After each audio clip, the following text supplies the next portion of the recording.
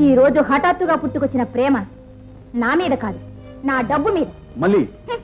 మళ్ళీ నీ మాటలు నమ్మి నువ్వే దేవుడు అనుకుని నీకు సర్వస్వం అర్పించి వీధిన పడ్డ మళ్ళీ చచ్చిపోయి చాలా రోజులైంది. ఇప్పుడు ఈ సుజాతకు పేరుంది, పలుకుబడి ఉంది, అంతస్తుంది. అందుకని విర్రవేగుతుంది. అవునా? కాదు, దేవాలయం లాంటి కళామ తల్లి ఒడిలో హాయిగా బ్రతుకుతున్నాను. తిరిగి నన్ను నువ్వు నరక కోపంలోకి లాగడానికి ప్రయత్నించు. ఒకటి మాత్రం గుర్తుంచు, ఎన్నున్నా ఆడదానికి మగవాడి తోడు లేకుండా బతకలేదు.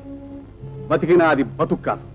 నీ పాప పెరిగి పెద్దదై నా తండ్రి ఏడి అని అడిగితే నువ్వు తల దించుకోవాల్సి వస్తుంది. ఆ అవసరం నాకు లేదు, రాదు కూడా. తన తండ్రి కన్న తల్లినే మోసం చేసిన కసాయి వాడని తను తెలుసుకునే కంటే ఈ లోకంలోనే లేడని తెలుసుకోవడం ఎంతో మంచిది. ఏమంటావు? ఇదే నీ చివరి మాట? అవును.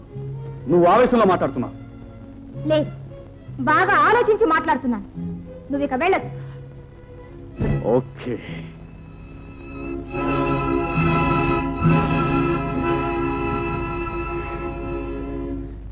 అన్నయ్య. చెల్లెమ్మా, నువ్వు జైలు నుంచి... అదంతా తర్వాత చెప్తాను గాని నీ జీవితం నాశనం చేసిన బస్తీ బాబు వీడేనా? అవునన్నయ్య. ఆ జీవితం ఇలా కావటానికి కారణం వీడే. ఇప్పుడు మరొక అమ్మాయి జీవితం నాశనం చేయడానికి సిద్ధంగా ఉన్నాడు. ఆమెను కాపాడటానికే నేను జైలు నుంచి తప్పించుకొచ్చాను.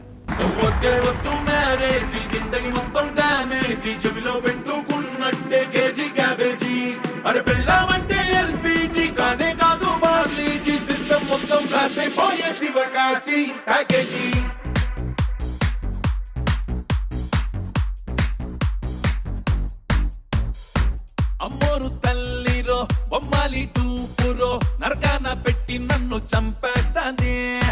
కళ్ళ ముక్కాదది